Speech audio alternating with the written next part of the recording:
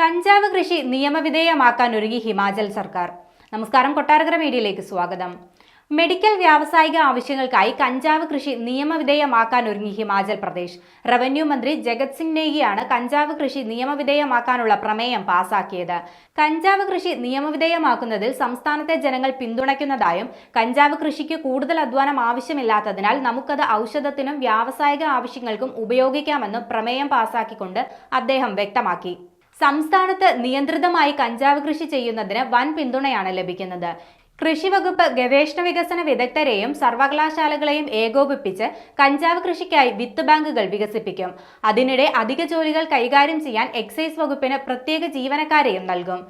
Narcotic drugs and psychotropic substance ആക്ടിലെ 10-14 വകുപ്പുകൾ പ്രകാരം ഔഷധ ശാസ്ത്രീയ വ്യാവസായിക ആവശ്യങ്ങൾക്കായി സംസ്ഥാനത്ത് ചരസ് ഒഴികെയുള്ള കഞ്ചാവ് കൃഷി നിയമവിധേയമാക്കുന്നത് പരിശോധിക്കാൻ സമിതിയെ ചുമതലപ്പെടുത്തിയിരുന്നു.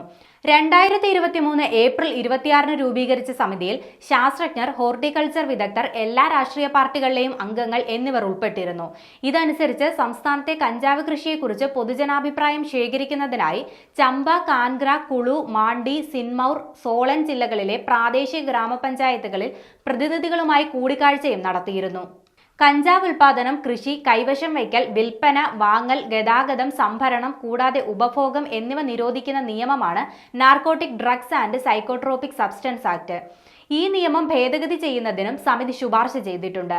ഇതോടെയാണ് കഞ്ചാവ് ചെടികളുടെ ഉൽപാദനം, കൈവശം വയ്ക്കൽ എന്നിവയ്ക്കൊപ്പം കൃഷി ചെയ്യാനും അനുവാദം ലഭിക്കുന്നത്.